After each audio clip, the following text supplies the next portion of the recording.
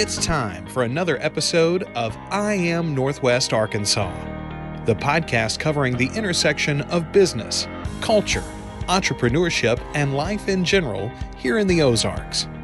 Whether you are considering a move to this area or trying to learn more about the place you call home, we've got something special for you.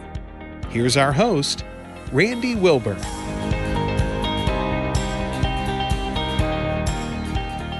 Hey folks, and welcome back to another episode of I Am Northwest Arkansas. I'm your host, Randy Wilburn, and I'm excited, as always, to come to you today with another good episode that we have here in Northwest Arkansas. You know, we focus on all things related to business, culture, entrepreneurship, and life here in the Ozarks. And today, we're talking about building for a brighter future, and that begins at home. And joining us today is David Stitt of the Stitt Group. And for over 40 years, the Stitt Group has been a leader in sustainable and energy-efficient home design right here in Northwest Arkansas. And the cool thing was, the other day after I had originally spoken to David about doing this podcast, I was just driving in my neighborhood, and what pops up in the neighbor's yard is a Stitt Group yard sign. And I almost wanted to stop and talk to my neighbor and find out the work that had been done. But that I saw that sign, I was like, oh, cool. I'm going to have a chance to sit down and talk with David very soon, and I can't wait to do that. So without further ado,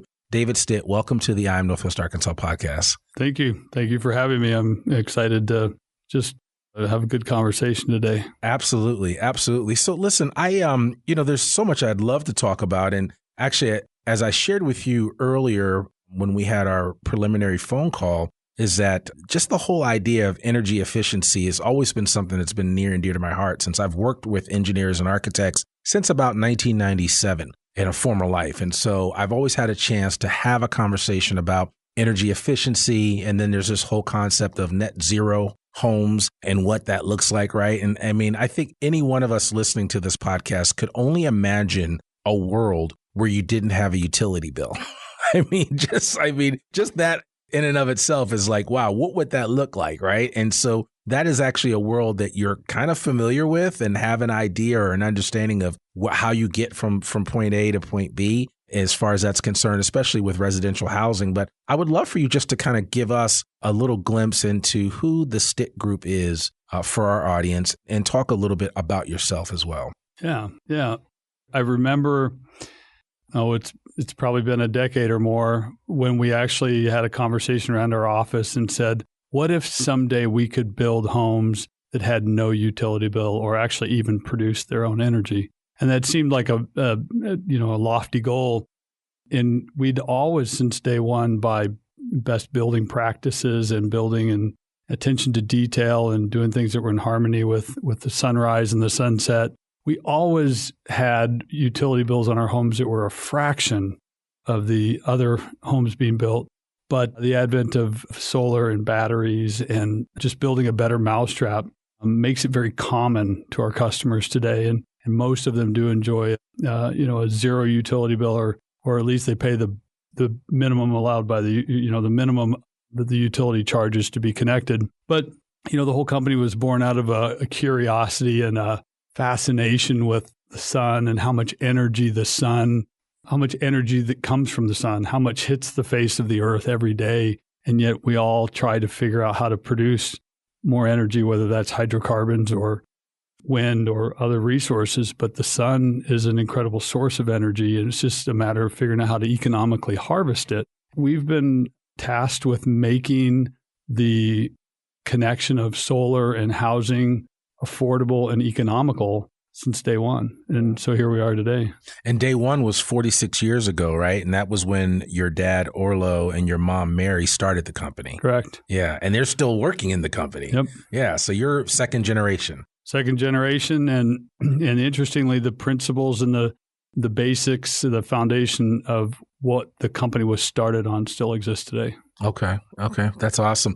So talk about, I know that recently we had a challenge here in Northwest Arkansas, and what I mean by that for the listeners that are not from this area, maybe thinking about moving to Northwest Arkansas, we had a major tornado come through in May, and that really impacted everybody, but it especially impacted you. You guys are based in Rogers, Arkansas, which is a bedroom community, is a part of the greater area of Northwest Arkansas, as I like to say, Bentonville's the top or Bella Vista, not to shortchange them, and then Fayetteville's at the bottom, and there's everything in between. And part of that in between is Rogers. And Rogers is growing by leaps and bounds, but had a major challenge with this tornado. And I was just curious to know how the impact of the tornado for you specifically, but just in general, has led you to deal with how the Stitt Group approaches energy efficiency and, just by looking at what you've had to deal with over the past few months since that tornado.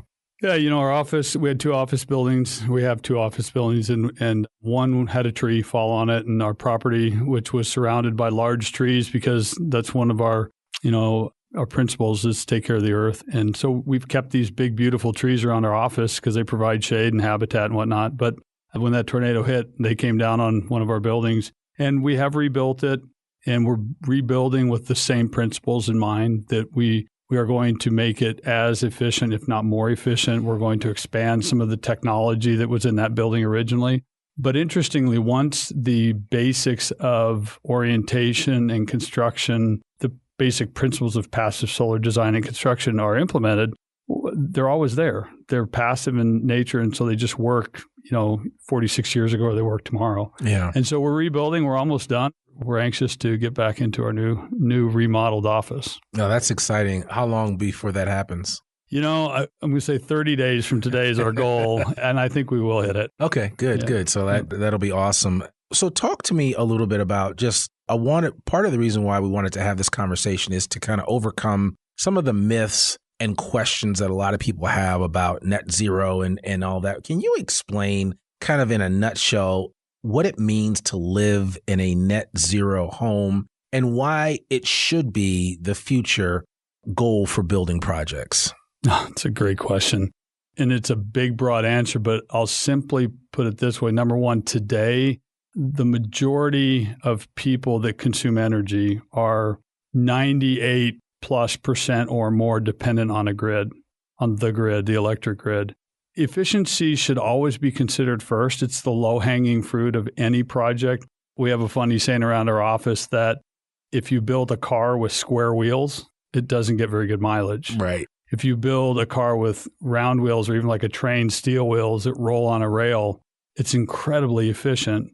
And so we often talk that most new homes built today are built with square wheels. Yeah. By their very nature, by the way they're constructed, their building practices, they use too much energy to begin with, and the low-hanging fruit of energy is energy efficiency. And once you do energy efficiency, a solar array or a battery becomes very achievable. And the benefit to the customers, they're not 100% dependent on the rate changes for utilities. We have a grid in America that is aging. It needs updates. It needs lots of improvements. And it's going to come at a very, very large cost, which will be passed along to ratepayers. So the investment in energy efficiency and solar and batteries reduces a long-term risk going forward to lower energy costs, greater resiliency when the grid goes down.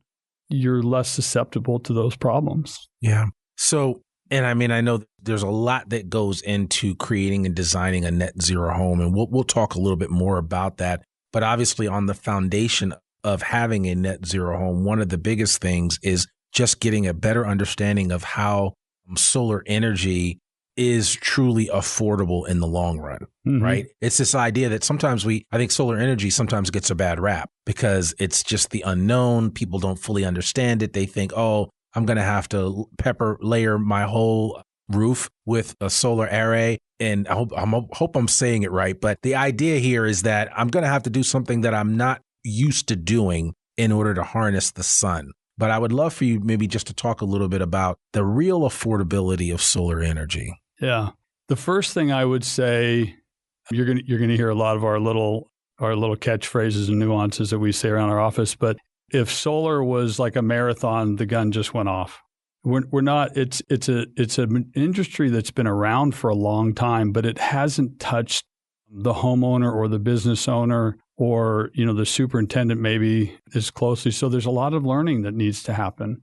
And that's one of our hallmarks is we believe that we have to educate the customer and make sure they understand what it can do, its limitations, what it can do and can't do, what does it cost, and realistically what what does the investment look like? And we talk a lot about the environmental benefits. We talk about the financial benefits. We talk about incentives or tax credits. And the basis for all that is when customers have good information, they make good decisions. Yeah.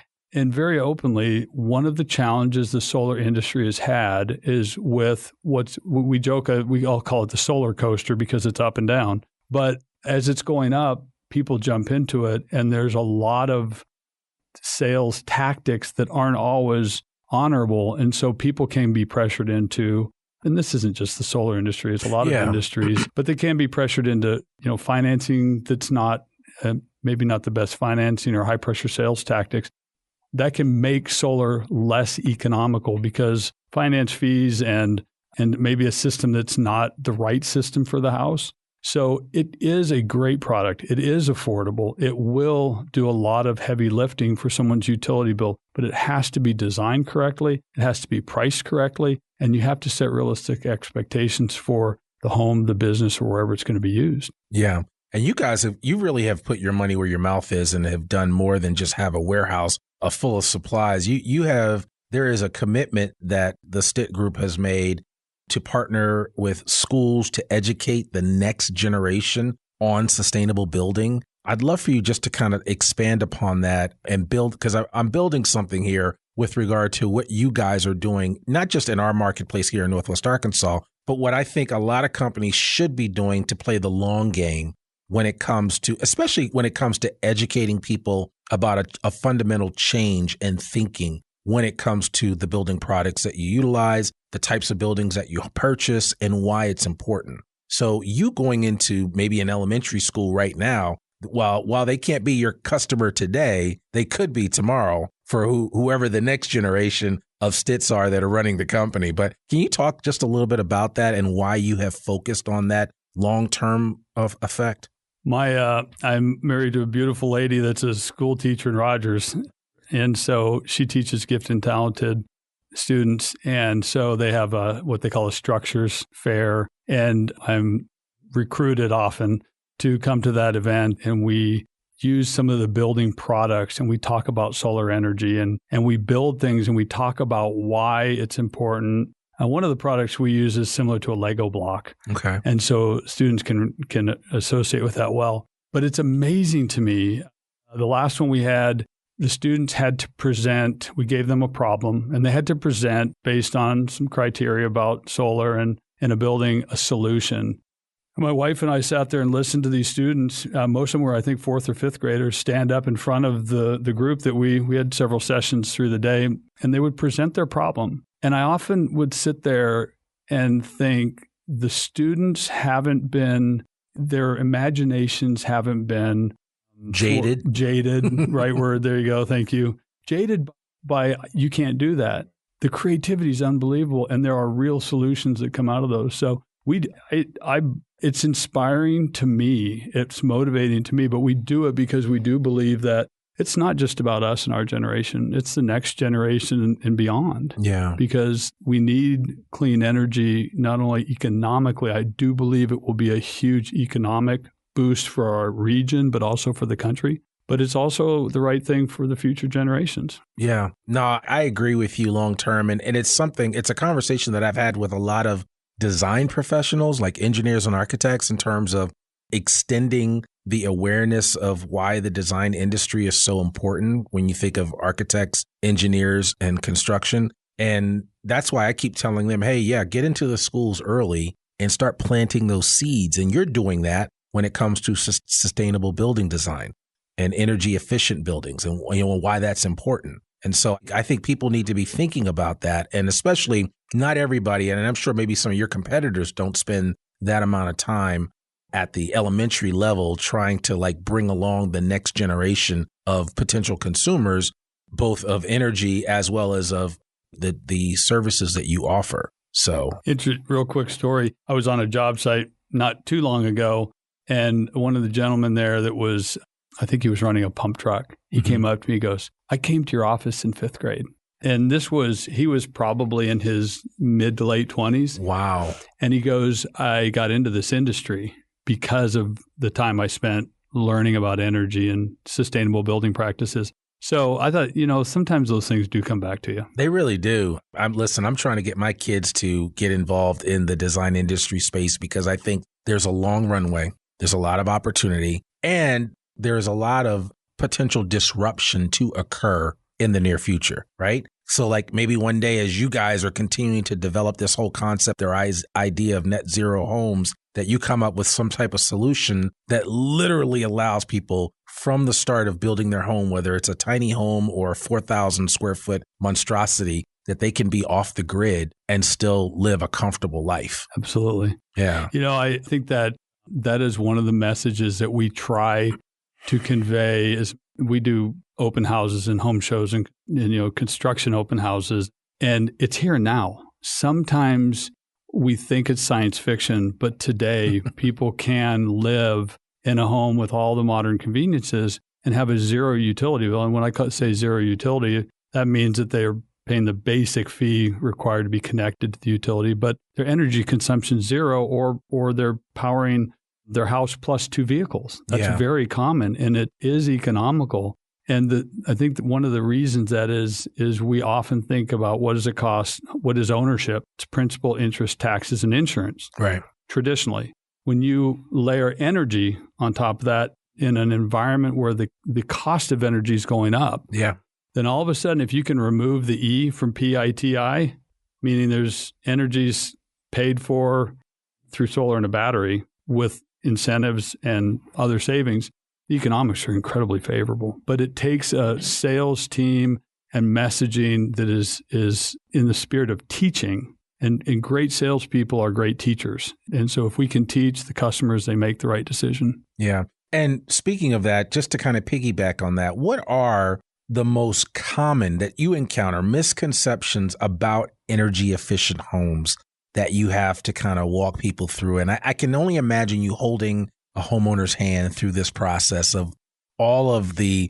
inaccurate information that they may have. And then how do you go about trying to give them the information that they need to have? That's a great question. If you walked into our office, the first thing you'd see in our lobby is about 8 photographs of homes, and not one of them is similar. They are from a very modern contemporary house to a Victorian farmhouse to a subdivision type house. And we do that specifically to share with people that energy efficiency doesn't have to have a particular look, that there are basic principles that we incorporate into every house. And not every person that walks in our door has the perfect building site. Their design or their view or what they want isn't always just perfect. But we have another interesting saying, houses have 4 sides, therefore they face 4 directions. So we can accomplish passive solar on just about any house, maybe to lesser or greater degrees. But our sales team also, we have 2 designers on staff, and they do a wonderful job about listening to the customer, asking them what's important to them. What's the style? What do you want to accomplish in this home? And the principles of building an energy efficient home, adding solar, adding batteries, it can apply to any style home. It can look like the way any customer wants it to look. Even an office it can apply to. So, absolutely. Yeah, which is really helpful.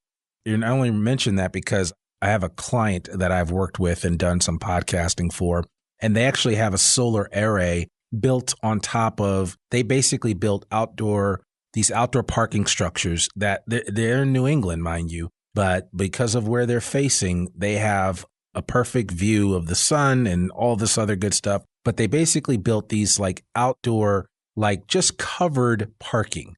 So it's not like a full building or anything. It's just covered parking. But above that covered parking is the solar array. And that basically allows that whole design firm of, I want to say there are about 150 people in that office, to be totally off the grid. And I think I had mentioned to you, the owner of that firm was the person, and I just happen to know this, he built the first net zero energy efficient home in New England. And I don't know, I won't say it's in all the United States. It was in New England, and it was a big deal because, magazines came in and took pictures of his place. But I mean, it was a big deal. And so he not only took that from his experience at his home, but he also brought it to the office. So, I mean, people listening to this, when you think about energy efficiency, it does extend beyond the home. I mean, the offices, especially as we see so many cranes dotting the skylines of Northwest Arkansas that there is an opportunity right now in this moment to make proper plans to be as energy efficient as possible. What are those conversations like that you're having with people, especially that are building here in Northwest Arkansas? And how are you encouraging them to think about this, from that perspective? Because of course, in their minds, every developer is like, I'm trying to keep this thing as low cost as possible, but low cost doesn't always mean a great outcome. We very openly, we certainly didn't corner the market on energy efficiency and solar. We do have a unique perspective, having 4 decades or more in the industry, and we certainly partner with a lot of builders and developers to help take this to their projects. Because, there's a saying, as the tides rise, all the ships rise. Yeah. And so helping and in leveraging our experience and knowledge, not only with customers, but other industry partners is really, really important to us. And so we do quite a bit of that. The big takeaway is that it's not a trade-off. I think there have been times where energy, you go way back into the Carter days where, put on a sweater and lower the thermostat. People want what they want. They want it their way. They want it to be economical, but they want it to be better. And so energy efficiency there's actually an inverse relationship between utility bills and comfort. If you have a high utility bill, you have low comfort. If you have a very low utility bill, you have high comfort. And so being able to show people that you can actually have higher comfort, a lower utility bill, there's a self-esteem piece also to say that I'm existing and thriving with less impact on the climate, on the environment, but also on climate. And that's super interesting and rewarding. And even my wife and I have been married for 30 years this month, actually. Congratulations. Yeah, thank you. I remember when we moved into our first house that we built together, and through 4 seasons of sunrises and sunsets. And she recognized, having lived it, that in the summertime, the sun never hits inside our house because of the way it was built. Yet in the wintertime, the sun fills the house with sunshine. And so it's a better, more comfortable life all 4 seasons.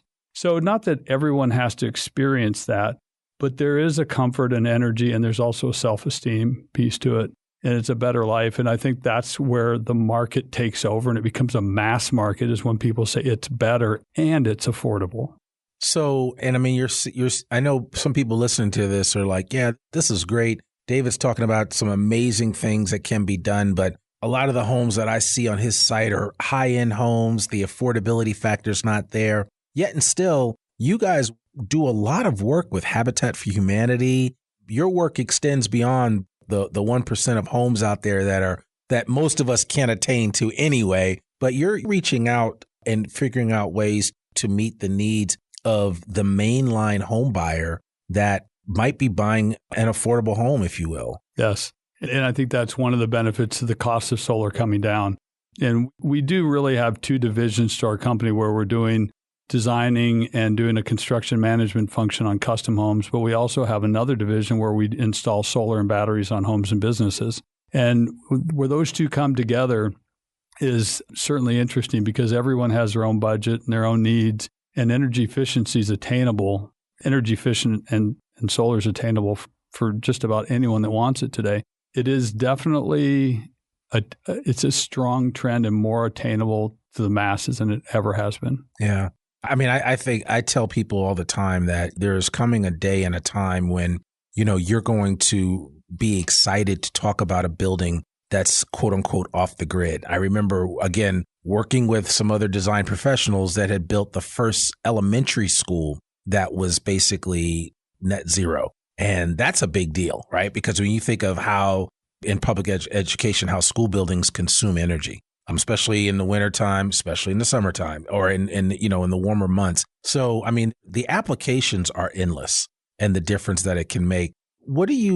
I'd love for you just to I'm just curious, how did your dad get into this space? How did he decide that this was the hill that he was going to die on? And I don't mean die, but this is where he was going to make a difference in the world. Because in 46 years, he's been able to do that with the Stitt Group. Both he and your mother, Mary. How did he determine to come to this place? As we talked in our previous call, I'll take a very, very long story and boil it down.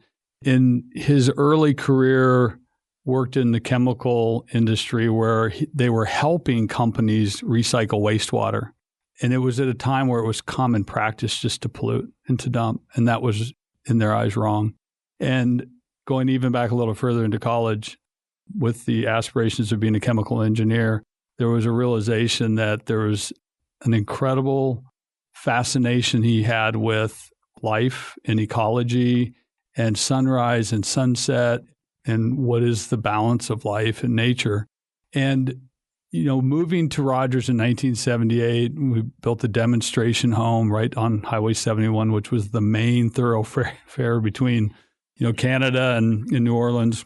And it was interesting. And I remember those conversations as a kid that if we just build this house that even in 1978 used a fraction of the amount of energy. In fact, for the first 30 some years, there was no utility company heat in the building. We didn't need it because it heated by the sun. And we had a little wood stove in there that would keep it warm. So there was the heating was only from a wood stove. It worked. But there was a time where Americans wanted SUVs and bigger cars, and conspicuous consumption was very common. And energy efficiency wasn't exciting. It wasn't the thing of the day. And frankly, to be fair about it, solar energy was unattainable to the masses. But I think my mother and father's curiosity with how to make a better mousetrap and to live in harmony with the earth and yet still thrive. I mean, sometimes we think in life it's a win-lose. If you want to do this is good, that's a win, this is a lose. But that was not the case. How do we have a win-win, better life, better quality of life, better housing, less impact on the environment? And so here we are today. And he's since started a nonprofit to continue that legacy forward called Holistically Green Living. And so it's saying it's not a sacrifice, it's a better life. Can you just give us just a little bit on Holistically Green Living? Yeah, it's a nonprofit that's there to promote what does it look like to live in a more efficient home, driving an EV, even how you eat, how you live your daily life. It shouldn't be pain and sacrifice. It's a better quality of life. And so he uses that as a platform to talk to students and engage at the public library here in Fayetteville, does talks at college campuses. And that's really been his passion, is to perpetuate that and educate people about what's happening in the world today with energy and climate and all those topics.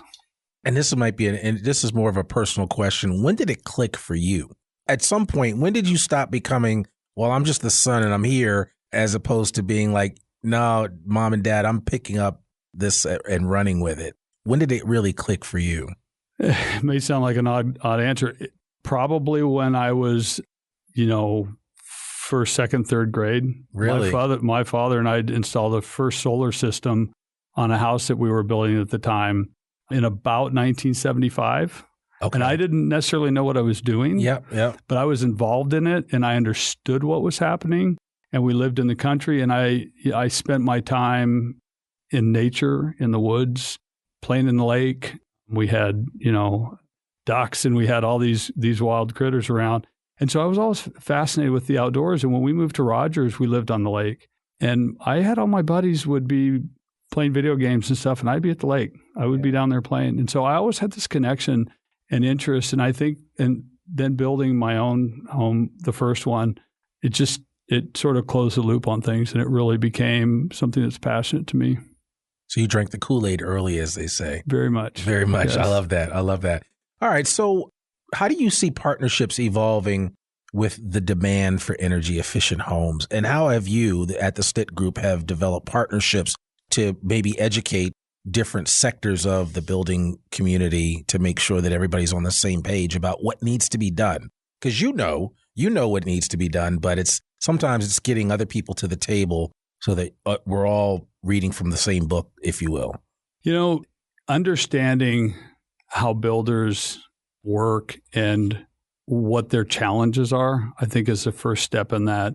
And having been a general contractor previously, we are currently a licensed general contractor, but we choose not to build our own homes.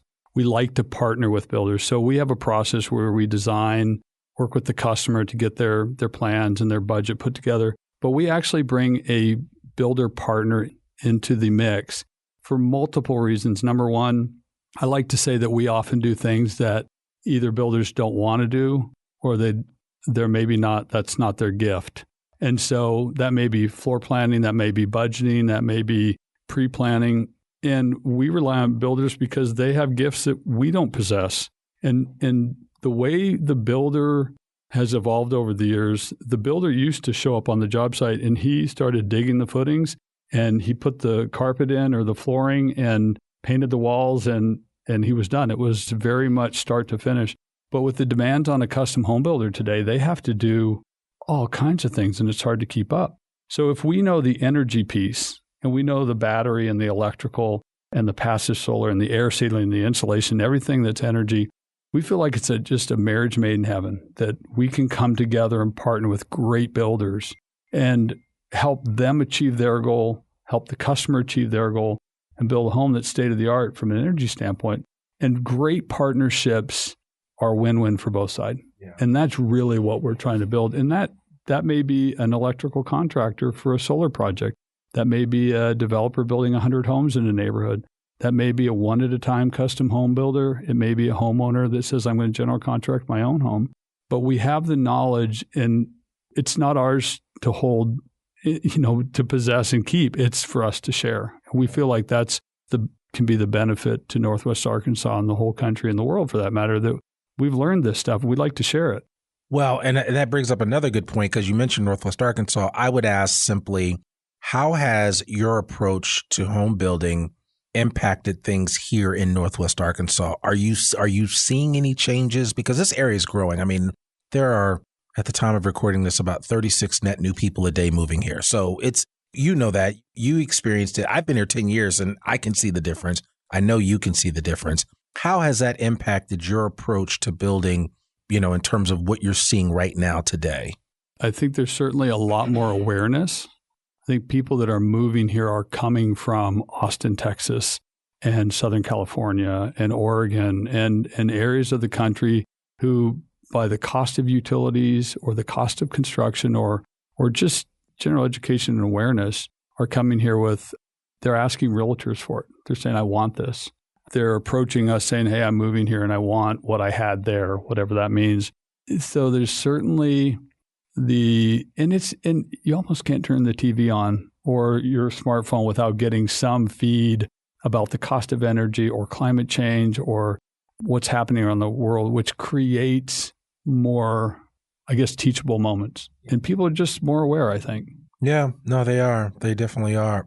With that said, what would you say has surprised you the most about the changes in energy consumption? It's actually fascinating to me, and it's a big, big challenge. And I think everyone listening can relate to this. Historically, when someone plugs something into the wall, and it's true today, they plug it in the wall, it works.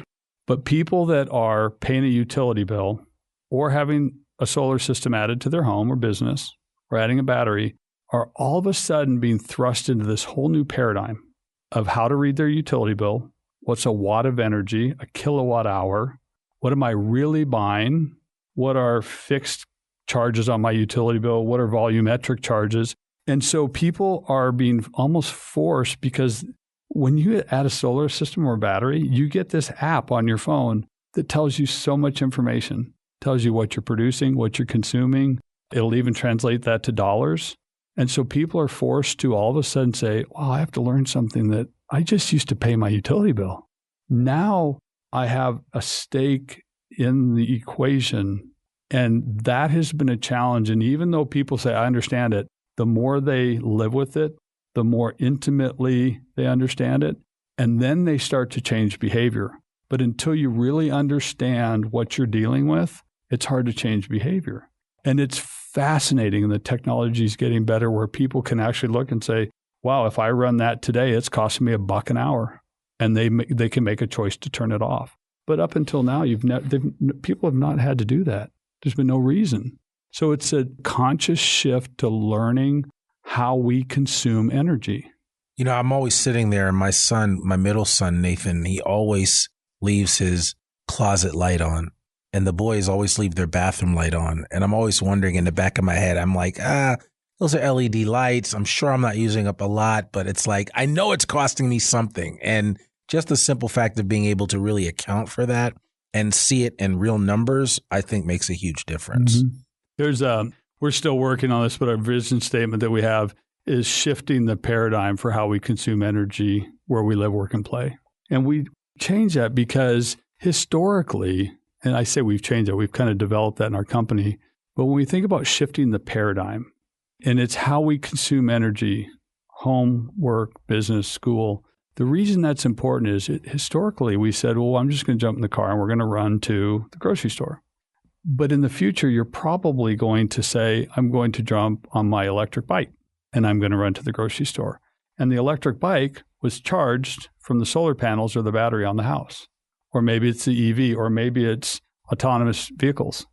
And it's not all going to come from the coal plant in western part of Northwest Arkansas. It's going to come from a microgrid, a small solar array down the street. It's going to be, there's an unbelievable amount of transition that will be beneficial, but it's shifting the paradigm for how things have always done. And to your point, once people can start to wrap their head around it, positive change can happen. And it's going to be a huge economic development for the whole nation, for the whole world. Yeah. Do you have a story or one or two stories that you could share about a client that, maybe they were on the fence about you guys helping them, and then once you did, they were like, what was I waiting for all this time to do this? This was a godsend. I'm sure you have stories like that, but do you have one that you could think of that really stands out where it's like, man, the difference between before and after was so jarring for that client? Yeah, if this wasn't on the video, you'd see the smile I have from ear to ear.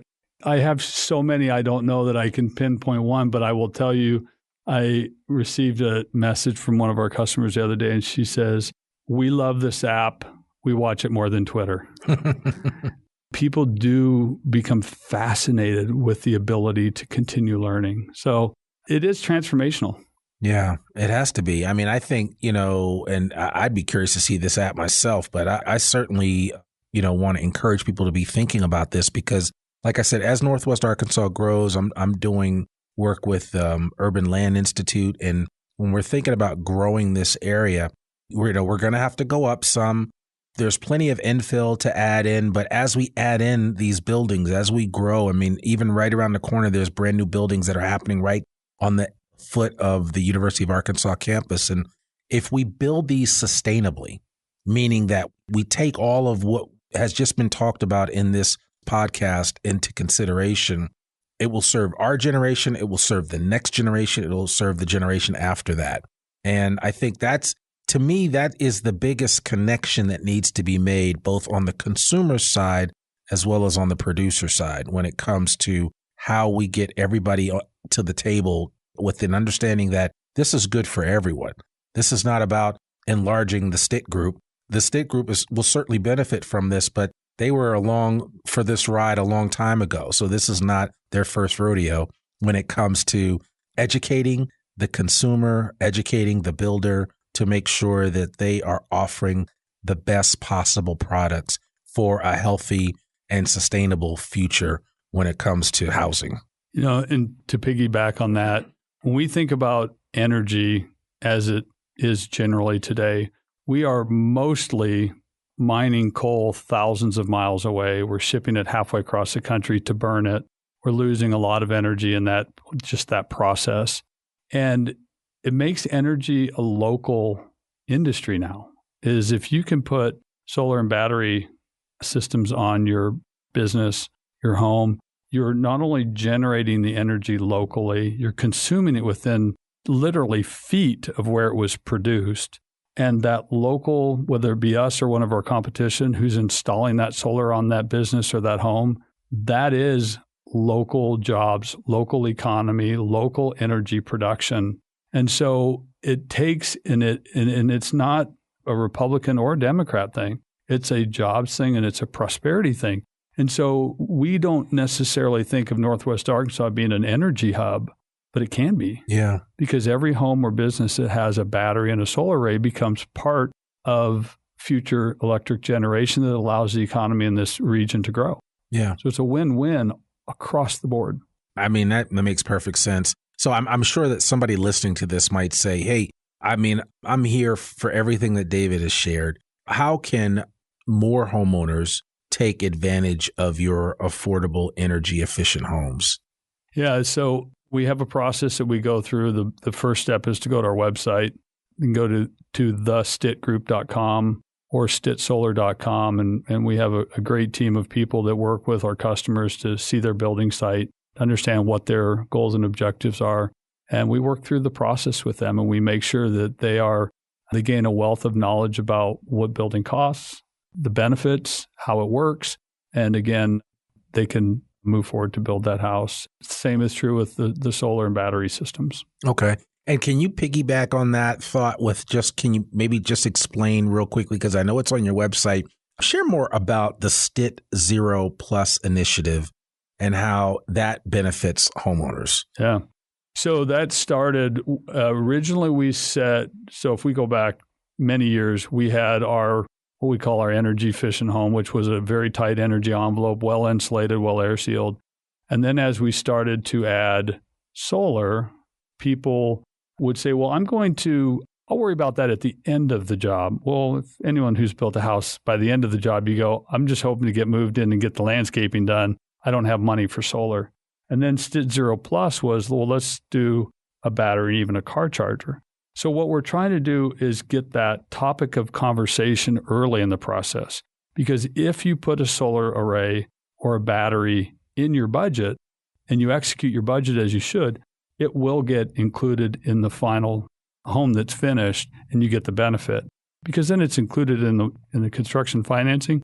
And if you want to run an ROI on it, if you can include and essentially prepay for your energy for the next 30 years as part of your construction financing or ultimately your home mortgage, the economics are even better.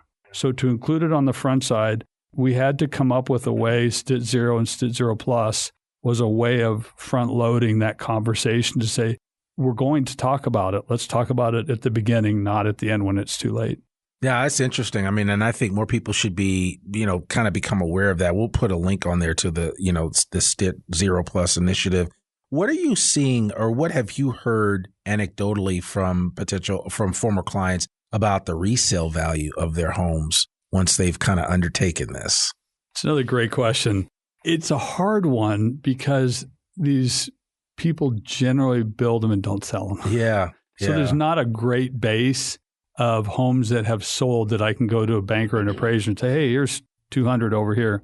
The thing I will say is that through an initiative that started here in Fayetteville, it was called the greening of the MLS. Mm-hmm. And so the realtors can now search on their MLS for homes that have solar that meet a certain score, which is called a home energy rating system. So a certain HERS score. City of Fayetteville is very active in administering that program. But now an appraiser or a banker can go in and say, hey, here's homes that are listed through the MLS that are for sale now. Or then there becomes a database of projects or homes that were listed and have sold. So the greening of the MLS is a step in that direction to have a database of the value proposition. Yeah, I love that. And I would imagine that there are some real estate professionals that reach out to you guys for help and advice. The thing we do get is when a house that we've done sells, it usually is listed as a home that was designed and built with us or our builder partner. And so we often get involved in, what's unique about this home? How does it quote unquote work? And it's kind of nice to say, well, there's not really any magic to it. It just is well built and well insulated and well air sealed. So we do talk to a lot of, it's a good opportunity to engage with real estate market. Yeah, I would imagine so. Well, it sounds like you guys have your work cut out for you. What are you most excited about in the next 3 to 5 years? Love that question. The technology is going very fast.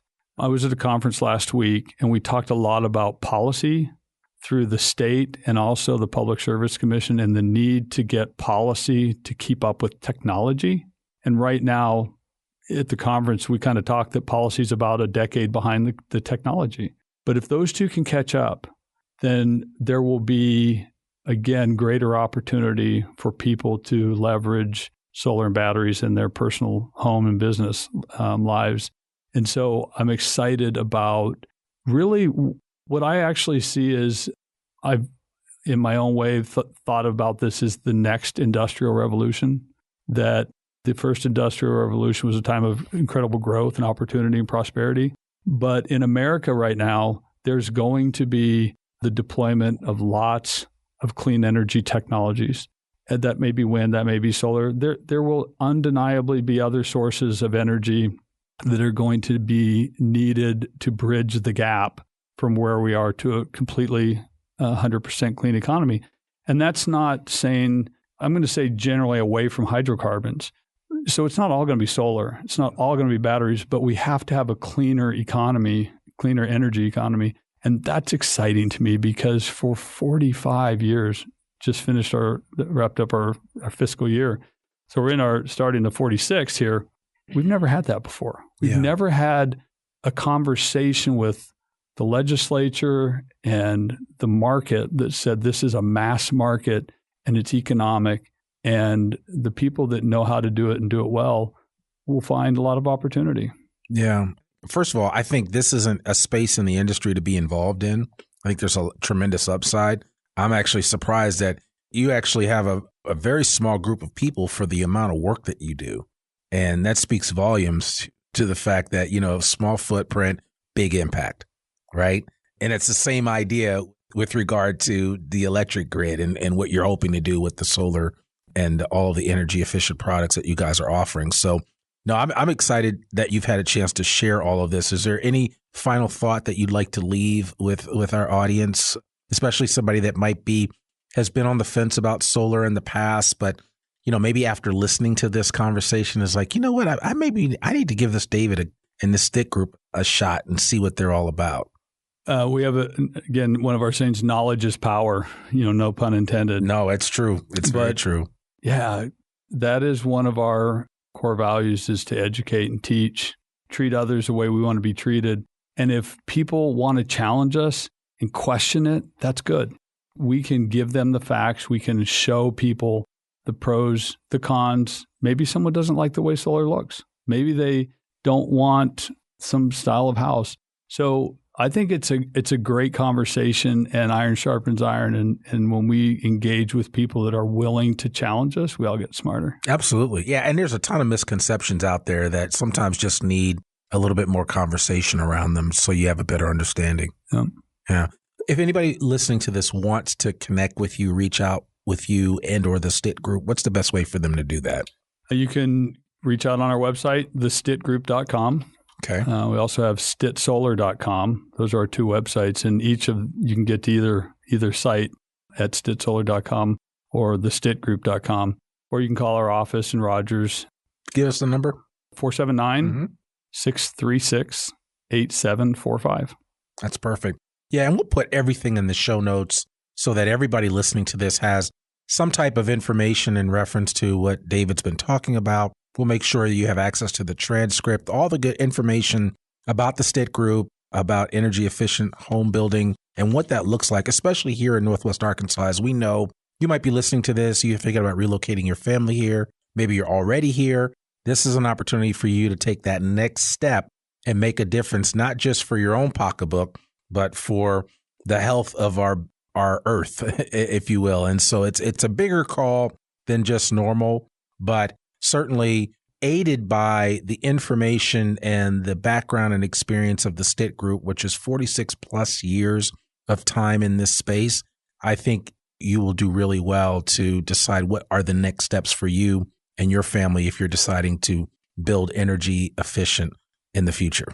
Does that sound fair? Sounds great. Good. Okay. Well, David, thank you so much for joining us. We really appreciate it today. Yeah, thank you for having me. I've enjoyed it. Absolutely. Well, folks, there you have it. Another episode of the I Am Northwest Arkansas podcast. Who said you can't learn something on this podcast? We had a whole session today on energy efficiency, on solar living, and on all of the opportunities that are available to both you and I here in Northwest Arkansas and beyond when it comes to building an energy efficient home. I really appreciate the folks at the Stitt Group.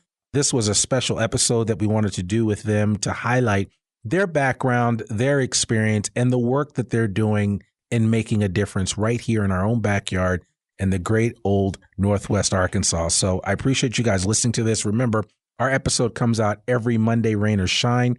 You can catch us on every major podcasting platform, especially Apple Podcasts, Spotify, YouTube, you name it, we're there.